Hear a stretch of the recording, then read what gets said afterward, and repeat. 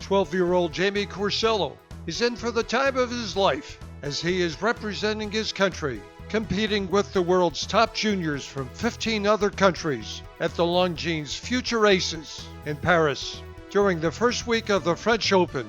Well, Jamie, the first time you and I met, you had just won the Little Mo Internationals. You were 9, you won the 10 and under event, but a lot of exciting stuff happened before that. At age 5, age 6, you're on Sports Illustrated magazine. Big stuff there. You're in Smash magazine. For the Smash magazine, none of my friends really saw that. So what? You saw it and your family saw it? Yeah, we were excited, because I got to play on Arthur Ashe Stadium, but none of my friends saw that. But I really didn't even know I was in Illustrated Kids until my friend came to school with it. And then he brought copies for me. Well, one of our friends knew about it also. John McEnroe finds this stuff out. He sees you and he seeks you out of the crowd and he says, "You come play with me. You have a scholarship to my academy." What was it like for a young kid getting to know McEnroe, and how does he treat young kids? Oh, he's good with kids. I just played a doubles match with him and at the stadium in Randall's Island against Roddick. And whoa, Roddick's on the court too? Yeah. Were you a little nervous? Yeah, I couldn't get a serve in. But you did all right. You got balls back. It was nerve-wracking. And the good things keep happening. All of a sudden, you win this major event. Longines, you're down here in Delray Beach. You're representing your country. You're the #1 guy, the U.S. guy going to France. You've got to be excited about that. What's that like?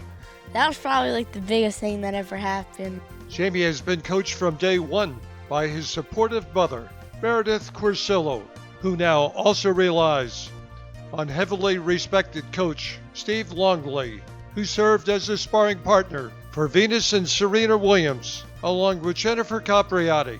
Well, Steve, sometimes there can be a lot of pressure out there. There can be a lot on the line.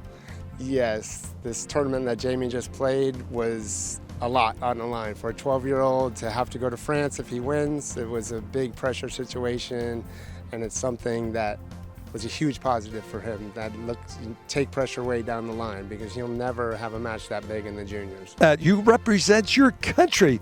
The best player in the United States is going to Paris, and what are you going to do in Paris? Hopefully I could do good in Paris. It's going to be really hard tournament, playing kids the best kid from 15 other countries. Hopefully I can win a round or two there. Wow, that sounds exciting. And it's a cool surface. Red clay? They're building a court for you over there? In front of the Eiffel Tower. Wow. Now you can tell your buddies about that. They'll certainly be impressed with it. Meredith, what does it mean to be more than just a supporting parent to Jamie's tennis success? I've been his coach since we started. He is now 12, so I've been pretty much working with him since he was about 3.5. I was never a tennis player.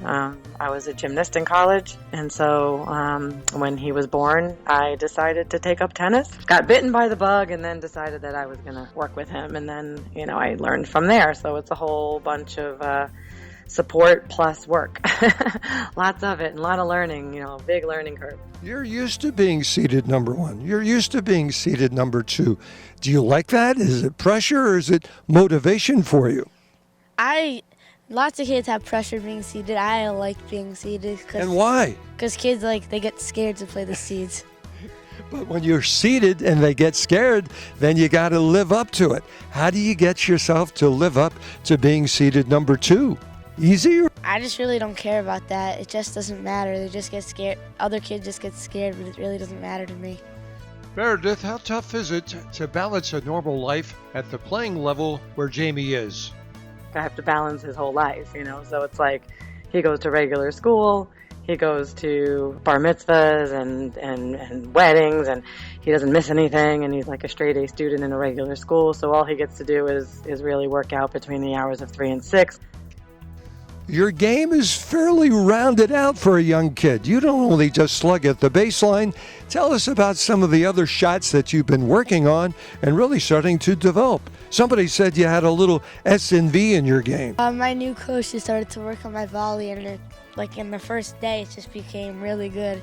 And I started to, on my good first serves, I serving, volleying more, coming to the net more, and putting the balls away instead of missing it. Having good success, a little bit of luck up there? Not luck. Not luck? It's good, it's good. Nadal has an uncle. They call him Uncle Tony. You have a coach you call Uncle who? Steve. Tell me about this Uncle Steve. What do you like about Uncle Steve? There's a nice chemistry, I understand, not only on the tennis court, but off of the tennis court. How cool is that for you, Jamie? I like it. We finally found a good coach that we could actually talk to and stuff, and talk to off the court and onto court, and he's a nice guy. Well, talking to somebody means that you have to be able to talk, but you have to be able to listen. Are you a better talker or a better listener? Definitely better listening. So what does Steve tell you that you like hearing? Just like he pumps me up and motivates me because he did all of this before. He was like top in the 18s. He was like number 1 in the nation in the 18s and top in the 12s where I am now. And he's just motivating and he's just good talker. He could talk forever. And yeah. And you're a good listener, so what a combination you have there. This is the toughest part of coaching. Yeah, because there's ups and downs and you have to monitor that. You have to help them. If they can't handle the downs, then you stay down, so you got to bring them up and continually push them to raise their game. And yeah, attitude's a huge part of the game, and if you have a bad attitude when you're going down, it brings you down. So it's always trying to keep them positive, and if you can do that, they'll raise their level. You do so much for him off the court. How important is that, and how do you achieve that? I want them to have fun. You got to have fun at this age, if you're not enjoying it. And so when off the court, I actually just try to make him laugh and enjoy life. It's not just tennis. He's young, so he has to enjoy other things. And that's a big part. It is. There's a lot of pressure on the kids, at this age. So it takes the pressure off. It does. If you just enjoy, things outside of tennis, it's important. Hey, Jamie, best of luck. And USA will be cheering for you at this one.